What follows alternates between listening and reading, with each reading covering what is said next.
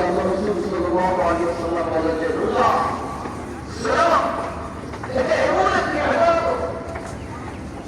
যে ইবাদতের মধ্যে কোনো রিয়ার কোনো আশঙ্কা নাই।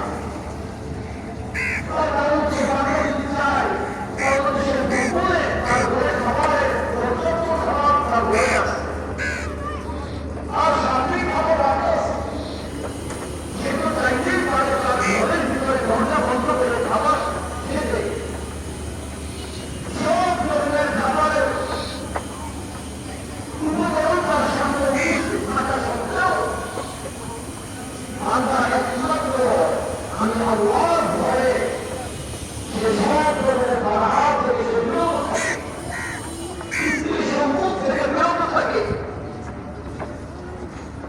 আমার বাচ্চাদের আমার জন্য যে রোজা রাখিয়ে যে সিয়াম সাধনা করে যারা আমি আল্লাহর সন্তুষ্টির জন্য সিয়াম সাধনা করবে রোজাগুলো সঠিকভাবে রাখবে আমি আল্লাহ